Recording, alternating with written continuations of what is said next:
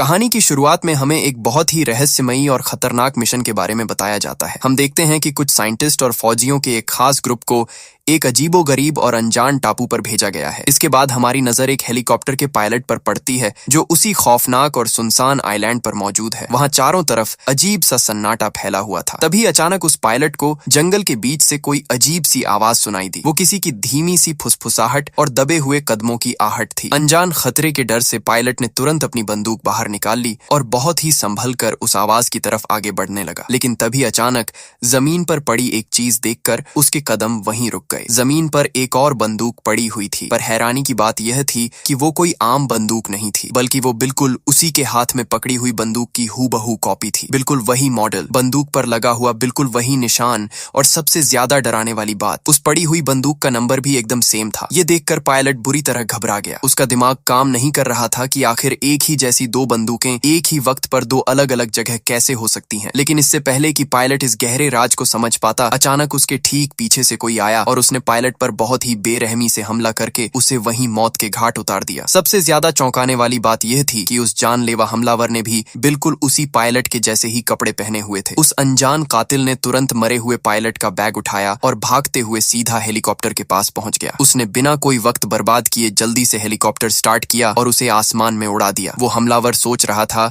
कि वो वहां से बच निकलेगा, लेकिन जैसे ही वो हेलीकॉप्टर आसमान में थोड़ा ऊपर गया, वो अचानक हवा में मौजूद किसी अदृश्य दीवार से बहुत जोर से टकरा गया। असल सच तो यह था कि वो पूरा का पूरा रहस्यमयी आइलैंड एक बहुत ही जबरदस्त और खतरनाक एनर्जी के घेरे से घिरा हुआ था। उस एनर्जी शील्ड से टकराते ही वो हेलीकॉप्टर हवा में ही एक बहुत बड़े आग के गोले में बदल गया और जलकर पूरी तरह राख हो गया। इस खौफनाक नजारे से एक बात एकदम साफ हो गई थी कि उस मनहूस आइलैंड से कोई भी इंसान जिंदा बाहर नहीं जा सकता। इस खौफनाक हादसे के बाद कहानी वक्त में थोड़ा पीछे जाती है। अब हम खुद को अमेरिका के सैन फ्रांसिस्को शहर में पाते हैं, जहां हमारी मुलाकात एडिसन नाम की एक बहुत ही काबिल एक्स मिलिट्री औरत से होती है। एडिसन यहाँ एक खास मकसद से एक आदमी से मिलने आई थी, जिसका नाम चेज था। एडिसन उसे एक बहुत ही खतरनाक मिशन के लिए अपनी टीम में शामिल करना चाहती थी। एडिसन ने चेज से साफ साफ कहा कि हमारी कंपनी तुम्हारे अतीत के बारे में सब कुछ जानती है। तुम पहले आर्मी में एक बहुत ही काबिल फौजी थे, लेकिन एक मिशन के बुरी तरह फेल होने के बाद तुम्हें वहां से बेइज्जत करके बाहर निकाल दिया गया था। यहाँ तक कि तुम्हारा नाम भी सरकारी कागजों से हमेशा के लिए मिटा दिया गया है,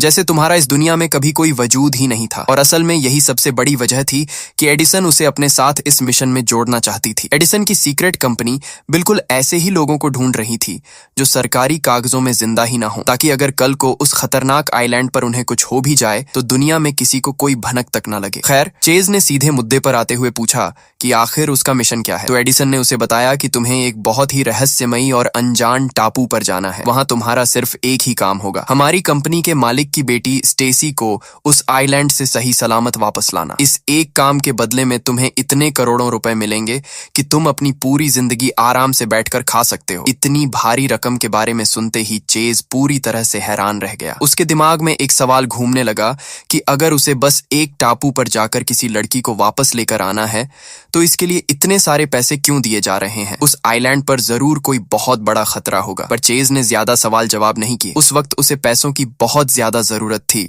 इसलिए उसने बिना ज्यादा सोचे उस खतरनाक मिशन के लिए अपनी हाँ कह दी। चेज को अपनी टीम में शामिल करने के बाद एडिसन अपने दूसरे साथी को ढूंढने निकल पड़ी, जिसका नाम रस्क था। रस्क एक बहुत ही तेज दिमाग वाला जासूस होने के साथ साथ मार्शल आर्ट्स का बहुत बड़ा माहिर था। लेकिन रस्क की पुरानी कहानी बहुत ही दर्दनाक थी। एक भयानक हादसे में उसका पूरा परिवार मारा जा चुका था और उस मनहूस दिन के बाद से वो अपनी जान की परवाह किए बिना सिर्फ दुनिया के सबसे खतरनाक मिशन ही लेता था। जब एडिसन ने रस्क से मिलकर उसे इस सीक्रेट मिशन और उन करोड़ों रुपयों के बारे में बताया तो रस्क ने भी मौत के इस खेल में साथ देने के लिए फौरन हाँ कर दी। फिर अगले ही दिन इस मिशन के लिए चुनी गई पूरी की पूरी टीम एक सीक्रेट प्राइवेट एयरबेस पर इकट्ठा हुई। अब एडिसन के पास कुल 6 लोगों की एक बहुत ही खतरनाक और शानदार टीम तैयार थी, जिसमें हमारे चेज और रस्क भी शामिल थे। वहां पहुंचकर एडिसन ने अपनी पूरी टीम को उनके इस जानलेवा मिशन के बारे में डिटेल में समझाना शुरू किया। एडिसन ने अपनी टीम को मिशन समझाते हुए कहा कि उस अनजान टापू पर कुल 2 रिसर्च सेंटर हैं, एक नॉर्थ में और दूसरा साउथ में। हम अपने हेलीकॉप्टर से बिल्कुल उस टापू के बीचों बीच लैंड करेंगे। वहां पहुंचने के बाद हम 2 अलग अलग टीम में बंट जाएंगे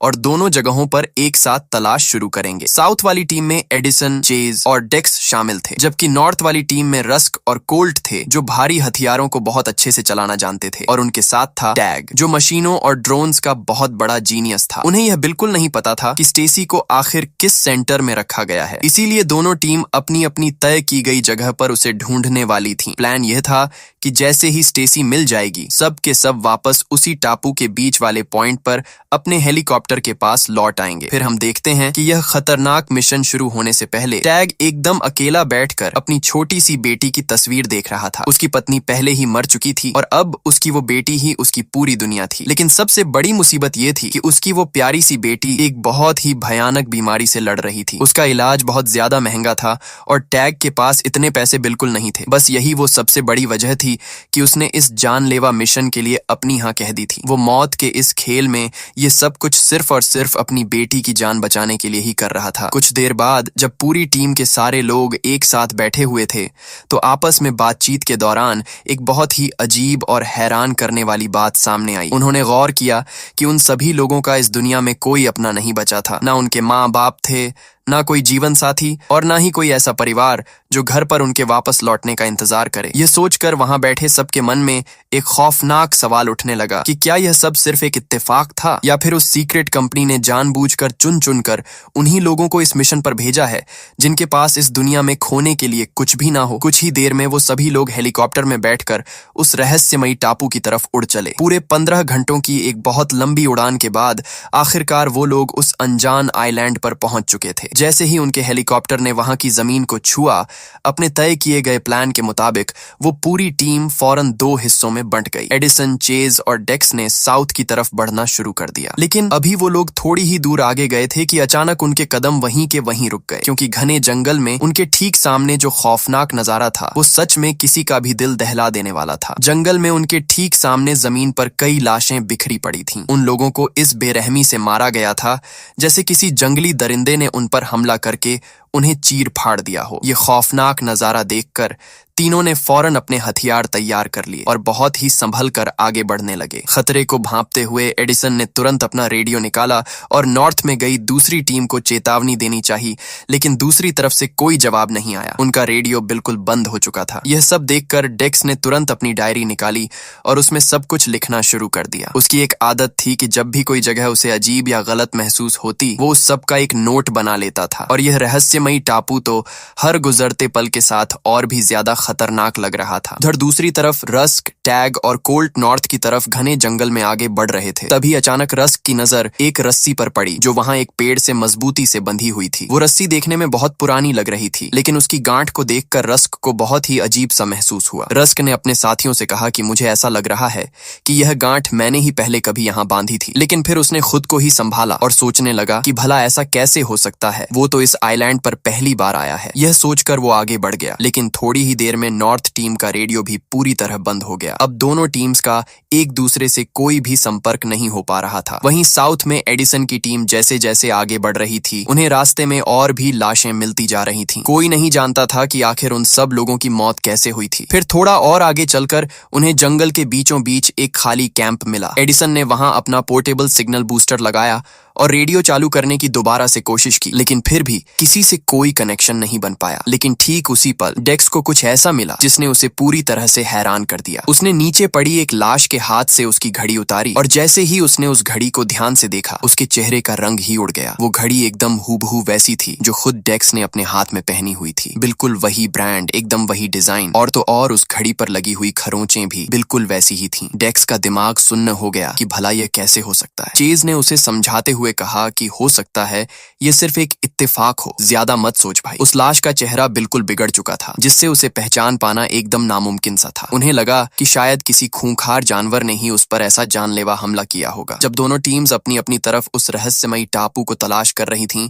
तब उन्होंने पायलट को हेलीकॉप्टर के पास ही रुकने को कहा था। लेकिन तभी जंगल के सन्नाटे में पायलट के कानों में कुछ अजीब सी आवाजें पड़ने लगीं। और दोस्तों, अब हम कहानी में ठीक वहीं पहुंच गए हैं जहां से इस खौफनाक सफर की शुरुआत हुई थी। जो शख्स पायलट पर जानलेवा हमला करने आया था वह कोई आम आदमी बिल्कुल नहीं था, बल्कि वह एक म्यूटेंट यानी बदला हुआ खतरनाक इंसान था, जिसे इस आइलैंड की किसी अजनबी और खौफनाक शक्ति ने एक खूंखार दरिंदे में बदल दिया था। पायलट को बेरहमी से मारने के बाद वह बदला हुआ आदमी उसी के हेलीकॉप्टर में बैठकर वहां से भागने की कोशिश करने लगा। लेकिन जैसे ही उसने हेलीकॉप्टर को हवा में उड़ाया और वो ऊपर जाने लगा, वो आसमान में मौजूद किसी अदृश्य दीवार से टकरा गया और एक बहुत ही जोरदार धमाके के साथ हवा में ही फट गया। इस दर्दनाक घटना से एक बात पूरी तरह साबित हो गई थी कि इस मनहूस टापू से कोई भी जिंदा बाहर नहीं भाग सकता। उधर कैंप के पास टैग और डेक्स जंगल की छानबीन कर रहे थे कि तभी उन्हें अचानक किसी की आवाज आई। जब वो लोग चौकन्ने होकर वहां देखने गए तो उनके सामने का नजारा देखकर उनकी आंखें खुली की खुली रह गईं। वहां उनके सामने एक अनजान आदमी जिंदा खड़ा था। उस आदमी ने घबराते हुए अपना नाम डॉक्टर यंग बताया। डॉक्टर यंग ने उन्हें बताया कि वह इसी सुबह अपनी एक रिसर्च टीम के साथ यहाँ इस आइलैंड पर आया था, लेकिन जब वो लोग टापू पर पहुंचे तब तक यहाँ सब कुछ पहले ही तबाह हो चुका था। डॉक्टर यंग ने कांपते हुए बताया कि उसकी टीम के लोगों को किसी अनजान चीज ने उनके ही सामने एक एक करके मौत के घाट उतार दिया। यह सब सुनकर एडिसन और बाकी के लोग पूरी तरह हैरान रह गए। एडिसन ने कहा कि यह कैसे हो सकता है, हमसे पहले तो यहाँ कोई और टीम आनी ही नहीं थी। लेकिन डॉक्टर यंग अपनी बात पर अड़ा रहा कि वो सच कह रहा है। तब उन लोगों ने बिना वक्त बर्बाद किए डॉक्टर यंग से स्टेसी के बारे में पूछा। वही स्टेसी जिसे बचाने के लिए और करोड़ों रुपए कमाने के लिए वो सब अपनी जान दांव पर लगाकर यहाँ पर आए थे। स्टेसी का नाम सुनते ही डॉक्टर यंग का चेहरा एकदम से बदल गया और उसने उन्हें बहुत ही धीरे से अपने साथ चलने को कहा। वो उन्हें जंगल के बीचों बीच बनी एक अकेली और डरावनी सी बिल्डिंग तक ले गया। वहां अंदर जाने पर उन्होंने देखा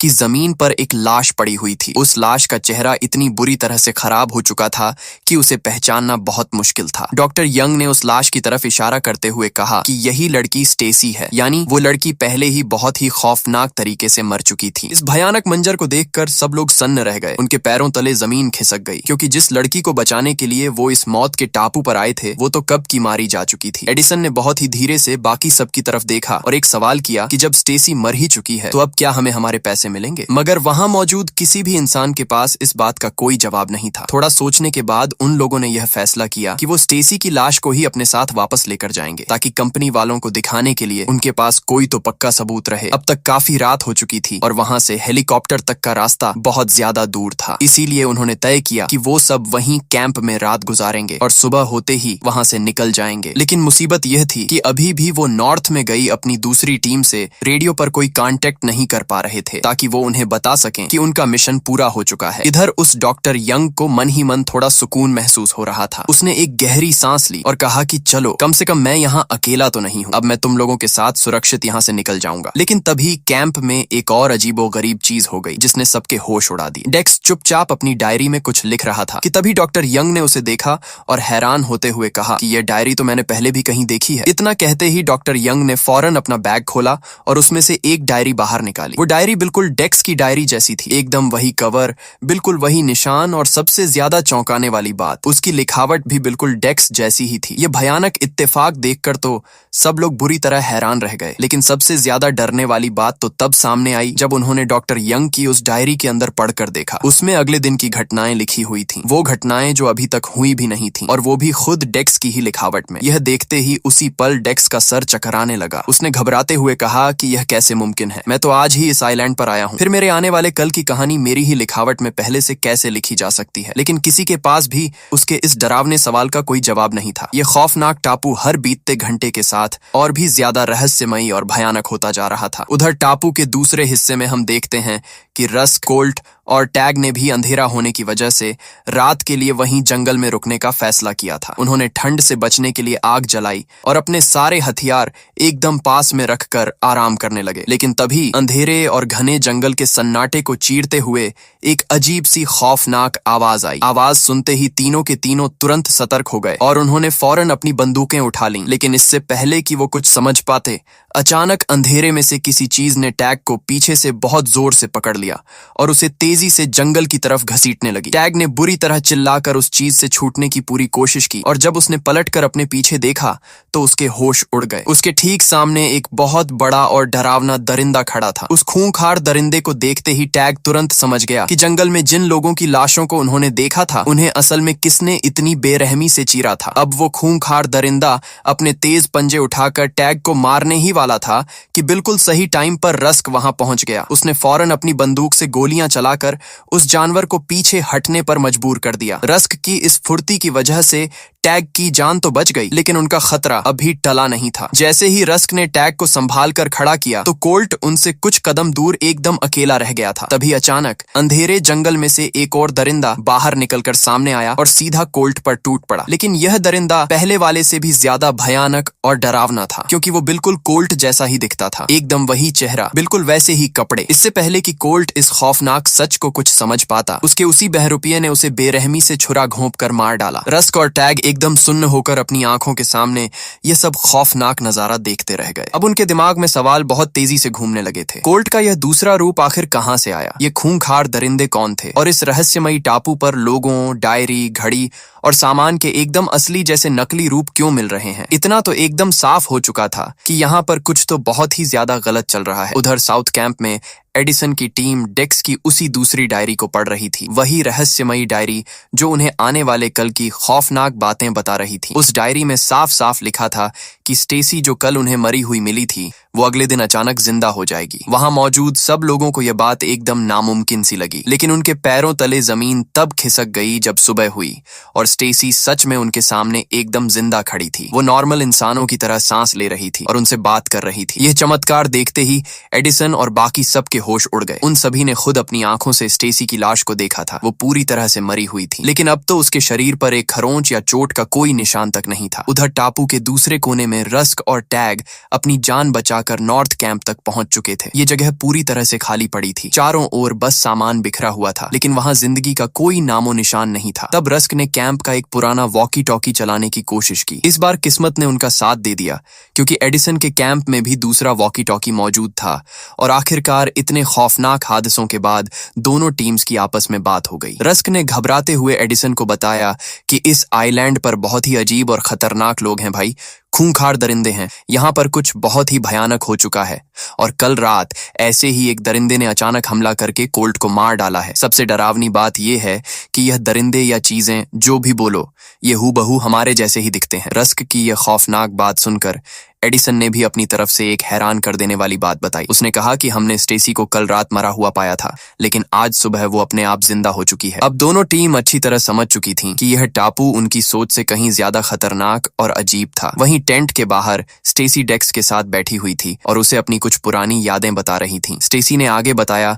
कि वह 3 दिन पहले अपनी रिसर्च टीम के साथ यहाँ पर आई थी, लेकिन उनका एक बहुत बड़ा एक्सपेरिमेंट पूरी तरह से बिगड़ गया था। उस गड़बड़ी की वजह से लोग अचानक भयानक तरीके से बदलने लगे थे और पागलों की तरह एक दूसरे पर जानलेवा हमला कर रहे थे। वो सब अपनी जान बचाकर वहां से भागना तो चाहते थे, लेकिन उन्हें जल्दी ही पता चल गया कि वो बुरी तरह फंस चुके हैं। सच तो यह था कि इस मनहूस टापू से बाहर कोई भी इंसान जिंदा नहीं जा सकता। तब डेक्स ने हैरानी से पूछा कि फिर तुम उन दरिंदों से कैसे बच गई? ये सवाल सुनते ही स्टेसी की आंखें खौफ से नीचे झुक गईं। उसने बहुत ही धीरे से कहा कि वह बची नहीं थी। कल रात ही एक खूंखार दरिंदे ने उसे बेरहमी से मार दिया था। उसे अपनी मौत का वो खौफनाक मंजर बहुत अच्छे से याद है, लेकिन आज सुबह अचानक से वह एकदम जिंदा होकर उठ गई। ये सब चमत्कार कैसे हुआ, वह खुद भी बिल्कुल नहीं जानती। वहीं दूसरी ओर कैंप के अंदर बैठे डॉक्टर यंग ने चुपचाप डेक्स की वो रहस्यमयी डायरी पूरी तरह पढ़ ली थी। उसमें लिखा सब कुछ पढ़ लेने के बाद वो एडिसन और बाकी सब की तरफ मुड़ा। उसका चेहरा बहुत ही ज्यादा गंभीर और डरा हुआ था। उसने कहा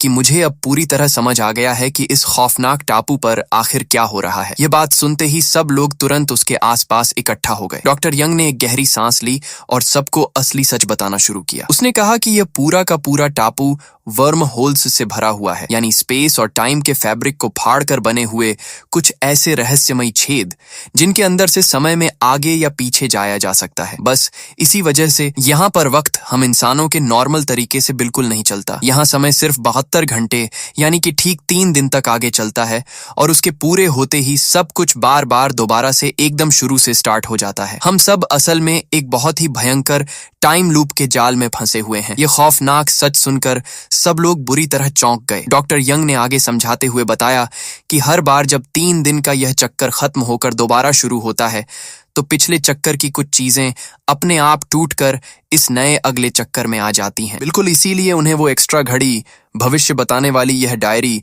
और वो पुरानी रस्सी मिली थी जिसे देखकर रस्क को लगता था कि वो उसी ने बांधी है। ये सारी की सारी चीजें असल में उनके ही पुराने रूप वहां छोड़कर गए थे। अब वहां खड़े हर एक इंसान को यह डरावनी बात समझ आ चुकी थी कि वो लोग इस आइलैंड पर पहले भी कई बार आ चुके हैं, और वो भी सिर्फ 1 या 2 बार नहीं, बल्कि हर 3 दिन में एडिसन और उसकी पूरी टीम दोबारा से इस टापू पर मिशन के लिए पहुंचती है, हर बार यही सोचकर कि वो यहाँ पर पहली बार आए हैं। लेकिन असल में ऐसा बिल्कुल नहीं था। वो सब उस खौफनाक समय के चक्कर में बुरी तरह फंस चुके थे। इस पर चेज ने बहुत ही घबराई हुई आवाज में पूछा कि अगर हम यहाँ पहले भी आ चुके हैं तो फिर हमारे वो पुराने बाकी रूप कहाँ गए? डॉक्टर यंग ने दुख से अपनी नजरें नीचे झुका लीं और कहा कि उनमें से ज्यादातर लोग अब मर चुके हैं। मैंने खुद उनकी लाशें देखी हैं जो इस पूरे मनहूस टापू पर जगह जगह बिखरी पड़ी हैं। उनके चेहरे बहुत ही बेरहमी से बिगाड़ दिए गए थे ताकि कोई भी उन्हें देखकर पहचान ना सके, लेकिन असल में वो कोई और नहीं बल्कि तुम लोग ही थे। यह भयानक सच सुनकर वहां खड़े सब लोग एकदम चुप हो गए और उनके रोंगटे खड़े हो गए। अब डॉक्टर यंग ने आगे बताना शुरू किया कि ऐसा नहीं है कि सारे के सारे लोग ही मारे गए, बल्कि कुछ लोग इस आइलैंड की अजीब शक्ति की वजह से पूरी तरह बदल गए हैं। उस डायरी में लिखी बातों के हिसाब से जो भी इंसान 3 दिन से ज्यादा इस टापू पर जिंदा रह जाता है वह धीरे धीरे अपना दिमाग, शरीर और होश पूरी तरह खो बैठता है। इसका सीधा सा मतलब ये हुआ कि जंगल में जिन खूंखार दरिंदों से तुम लोग लड़ रहे थे वो कोई और नहीं बल्कि तुम खुद ही थे। वो सब तुम्हारे ही वो पुराने रूप हैं जो इस टापू पर 3 दिन से ज्यादा गुजार चुके हैं। ये सुनते ही डेक्स ने कांपती हुई आवाज में कहा कि यानी यह पूरा का पूरा टापू ही समय के एक खौफनाक चक्कर में फंसा हुआ है और अब हम सब भी हमेशा के लिए इसमें फंस गए हैं। वो लोग ये डरावनी बातें कर ही रहे थे कि तभी अचानक अंधेरे में उन्हें भयानक गुर्राहट, चीखें और बहुत सारे कदमों की आवाजें सुनाई देने लगीं। असल में जंगल के अंदर से उन वहशी दरिंदों की एक बहुत बड़ी भीड़ तेजी से उनकी तरफ बढ़ रही थी और वो चारों तरफ से उनके कैंप को घेर रहे थे। उधर नॉर्थ कैंप में रस्क और टैग रेडियो पर डॉक्टर यंग की यह खौफनाक बात सुन ही रहे थे कि अचानक उन पर भी उन दरिंदों ने जोरदार हमला कर दिया। डेक्स की वो भविष्य बताने वाली डायरी अब एकदम सच साबित हो रही थी। अपने ही अजीब और टेढ़े मेढ़े खूंखार रूप से लड़ना उन सब के लिए बहुत ही ज्यादा अजीब और डरावना था, लेकिन अपनी जान बचाने के लिए उनके पास कोई और रास्ता भी तो नहीं था। इसीलिए उन्होंने उन दरिंदों का डटकर मुकाबला किया। इधर साउथ में एडिसन की टीम पर भी दरिंदों ने चारों तरफ से हमला कर दिया था। लड़ाई के बीच चेज एक पल के लिए एकदम सुन्न होकर जम गया क्योंकि वह बिल्कुल अपनी ही तरह दिखने वाले एक इंसान पर अपनी बंदूक से गोली नहीं चला पा रहा था। तब एडिसन ने चिल्लाकर उसे याद दिलाया कि चेज गोली चलाओ, वह दरिंदा तुम नहीं हो, हमें किसी भी कीमत पर जिंदा रहना है। आखिरकार उन्होंने अपने हथियार उठाए और सीधे उन दरिंदों के सर पर अचूक निशाना लगाकर उन वहशी जानवरों को वहीं जमीन पर गिरा दिया। उधर रस्क और टैग भी जानलेवा लड़ाई लड़कर अभी तक तो बचे हुए थे, लेकिन इस भयानक लड़ाई में उनकी ज्यादातर गोलियां अब खत्म हो चुकी थीं और वो सब बहुत अच्छे से जानते थे कि यह तो सिर्फ उनकी मौत की शुरुआत है। उधर कैंप में हालात और भी ज्यादा खराब हो गए। स्टेसी, जिसे वो लोग अब तक बचा हुआ समझ रहे थे, अचानक अपना खौफनाक रूप बदलने लगी। असल में उस पर भी उस खतरनाक एक्सपेरिमेंट का पूरा असर हो चुका था। देखते ही देखते उसने एक दरिंदे की तरह अचानक डेक्स पर जानलेवा हमला कर दिया। चेज ने उसे बचाने के लिए तुरंत स्टेसी पर गोली भी चलाई, लेकिन तब तक बहुत देर हो चुकी थी। स्टेसी के इस भयानक हमले में बेचारा डेक्स मारा गया। दिन के आखिर तक वो सब सिर्फ अपनी जान बचाने के लिए उन दरिंदों से घंटों तक लड़ते रहे। आखिरकार किसी तरह रस्क ने टापू के बाहर मौजूद अपनी कंपनी के बेस से संपर्क कर लिया। उसने उन्हें बताया कि उनका हेलीकॉप्टर पूरी तरह तबाह हो चुका है और साथ ही अपनी जान बचाने के लिए उसने यह झूठ भी बोल दिया कि स्टेसी अभी जिंदा है ताकि कंपनी वाले उन्हें बचाने के लिए फौरन अपनी रेस्क्यू टीम भेज दें। लेकिन रस्क को यह खौफनाक सच बिल्कुल नहीं पता था कि उस सीक्रेट कंपनी को पहले से ही सब कुछ पता है। उन्हें बहुत अच्छे से पता था कि स्टेसी मर चुकी है। उन्हें यह भी पता था कि यह टापू 3 दिन के एक भयंकर टाइम लूप में फंसा हुआ है और उन्होंने जानबूझकर इस टीम को मौत के मुंह में भेजा था ताकि वो उन्हें अपने खौफनाक एक्सपेरिमेंट के लिए इस्तेमाल कर सकें। बिल्कुल इसी वजह से कंपनी ने ऐसे बेसहारा लोगों को चुना था जिनके पीछे रोने वाला कोई ना हो ताकि उनके मरने के बाद कोई उन्हें ढूंढने भी ना आए। तभी कंपनी के उस सीक्रेट बेस पर एक और भयानक सच सामने आया। अब सिर्फ 12 घंटों के अंदर वो कंपनी उस पूरे टापू पर भारी बम गिराकर उसे हमेशा के लिए तबाह करने वाली थी, ताकि यह खतरनाक म्यूटेशन बाहर की दुनिया में कभी ना पहुंच पाए। अब उस टापू पर सिर्फ 5 लोग ही जिंदा बचे थे और उन्हें किसी भी तरह खुद अपनी जान बचाकर वहां से निकलना था, इससे पहले कि वो पूरा टापू बम से तबाह हो जाए। अब रस्क और टैग ने फौरन रेडियो के जरिए एडिसन, चेज और डॉक्टर यंग को ये सब कुछ बता दिया। लेकिन अब उन सब के सामने सबसे बड़ी प्रॉब्लम ये थी कि वहां से निकलने का उनका इकलौता हेलीकॉप्टर तो पहले ही तबाह हो चुका है। जब सब लोग हार मानकर अपनी उम्मीद छोड़ने लगे, तब अचानक से रस्क के दिमाग में कुछ बहुत अजीब सी बात याद आई। इस रहस्यमयी टापू पर आने के बाद से ही उसे कुछ ऐसी चीजें और घटनाएं दिख रही थीं जो असल में अभी तक हुई ही नहीं थी। पहले उसे लगा कि यह सिर्फ उसके मन का वहम है, लेकिन अब उसे सारा सच समझ में आ गया था। असल में इस टापू पर समय उलटा बह रहा था और बिल्कुल इसीलिए वो आने वाले भविष्य की यादें पहले ही देख पा रहा था। अपनी इन्हीं भविष्य की यादों में से एक में उसने देखा था कि टापू के किनारे पर एक छोटी सी नाव छुपी हुई है, जो अब उनके यहाँ से जिंदा निकलने का आखिरी रास्ता है। फिर जैसे ही सुबह हुई तो दोनों टीम्स अपनी जान बचाने के लिए फौरन उस जगह की तरफ बढ़ने लगी जहाँ पर रस्क ने वो नाव देखी थी। एडिसन की टीम उस किनारे के ज्यादा नजदीक थी। एडिसन की टीम किनारे के सबसे ज्यादा करीब थी, इसीलिए वो लोग पहले ही वहां पहुंच गए और रस्क और टैग का बेसब्री से इंतजार करने लगे। डॉक्टर यंग ने उस नाव को अच्छी तरह चेक किया और बताया कि इसका फ्यूल टैंक पूरा भरा हुआ है। अगर समंदर में कोई बड़ा तूफान नहीं आया तो वो लोग आराम से शहर तक पहुंच सकते हैं। लेकिन रस्क और टैग अभी भी किनारे से बहुत दूर थे। वो दोनों घने जंगल में उन खूंखार दरिंदों से लड़ते हुए किसी तरह आगे बढ़ रहे थे। उनकी बंदूकों की गोलियां अब लगभग खत्म हो चुकी थीं और लगातार घंटों तक लड़ने की वजह से वो बहुत ज्यादा थक चुके थे। इसीलिए अब उन्हें अपने ही उन ज्यादा ताकतवर और वहशी बदले हुए रूपों से सीधा हाथापाई करनी पड़ रही थी। बहुत बहादुरी से लड़ने के बावजूद आखिरकार टैग को उसी के एक खौफनाक बदले हुए रूप ने बेरहमी से मार दिया। अपने जिगरी दोस्त को यूं मरते देख रस्क का दिल भर आया। उसने रोते हुए टैग से वादा किया कि अगर वो यहाँ से जिंदा बच गया तो वो टैग की उस बीमार बेटी को जरूर ढूंढेगा और हमेशा उसकी हिफाजत करेगा। लेकिन तभी रस्क को एक और भयानक झटका लगा। असल में वहां अचानक रस्क का भी एक बदला हुआ खूंखार रूप उसके सामने आ गया, जिसके हाथ में एक बंदूक तनी हुई थी। रस्क को लगा कि अब उसका खेल यहीं खत्म हो गया, पर ठीक उसी पल पीछे से चेज वहां आ गया और उसने उस म्यूटेंट को सीधा गोली मारकर रस्क की जान बचा ली। लेकिन वहां से अपनी जान बचाकर भागते वक्त रस्क का पैर गलती से एक जाल पर पड़ गया, जिसकी वजह से लकड़ी का एक बहुत ही नुकीला खंभा सीधा उसके पेट को चीरता हुआ आर पार निकल गया। अब वो इतनी बुरी तरह से जख्मी हो चुका था कि अपनी जगह से हिल भी नहीं पा रहा था। ठीक उसी पल 12 घंटे का वो वक्त पूरा हो गया और अचानक पूरे टापू पर आसमान से भारी बम फटने लगे। रस्क अच्छी तरह समझ चुका था कि अब वो किसी भी हालत में जिंदा नहीं बच पाएगा। उसने चेज की तरफ देखा और कहा कि भाई तू यहाँ से जा और खुद को बचा। ये सुनकर चेज ने बहुत ही भारी दिल से रस्क को अपनी बंदूक दे दी और उसे हमेशा के लिए अलविदा कहकर नाव की तरफ पूरी ताकत से दौड़ पड़ा। जिंदा बचने का यही उसका आखिरी मौका था। वहीं किनारे पर खड़ा डॉक्टर यंग उस पूरे टापू पर गिरते हुए भयानक बमों को देख रहा था। उसने एडिसन की तरफ मुड़कर घबराहट में कहा कि हमें अभी इसी वक्त यहाँ से निकलना होगा, अब हम चेज का और इंतजार नहीं कर सकते। लेकिन एडिसन ने वहां से जाने के लिए साफ मना कर दिया। वो चेज और रस्क के बिना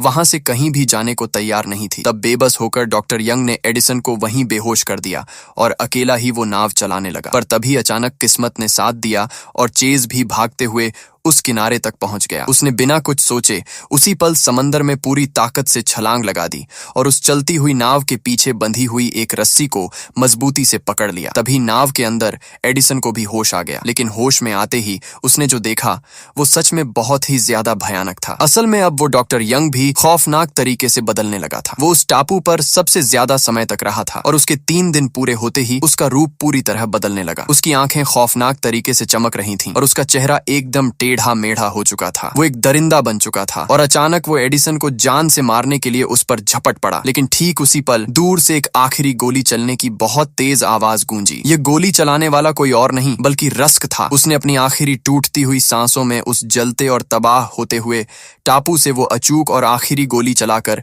एडिसन की जान बचा ली थी और फिर अगले ही पल वो खुद एक बहुत बड़े धमाके में मारा गया। अब उस नाव में सिर्फ चेज और एडिसन ही जिंदा बचे थे। वो जिंदा तो थे, लेकिन चारों तरफ आग और खौफनाक तबाही से घिरे हुए थे। उन्हें खुद नहीं पता था कि वो इस भयानक तूफान से बच भी पाएंगे या नहीं। भागते हुए उनकी नाव बिल्कुल उसी जगह से गुजरी जहां कहानी की शुरुआत में वो हेलीकॉप्टर अदृश्य दीवार से टकराकर तबाह हुआ था। लेकिन शायद इस आइलैंड पर हुए इतने भारी बम ब्लास्ट की वजह से वो सारे वर्म होल बुरी तरह हिल गए थे और उन दोनों के लिए कुछ पलों के लिए वहां से बाहर निकलने का एक सुरक्षित रास्ता खुल गया और इस तरह चेज और एडिसन उस खौफनाक टापू से सही सलामत बाहर निकल गए। तो दोस्तों, यह थी आज की कहानी। अगर आपको यह वीडियो पसंद आई हो तो इसे लाइक कर देना और चैनल को सब्सक्राइब जरूर कर लेना। मिलते हैं अगली वीडियो में।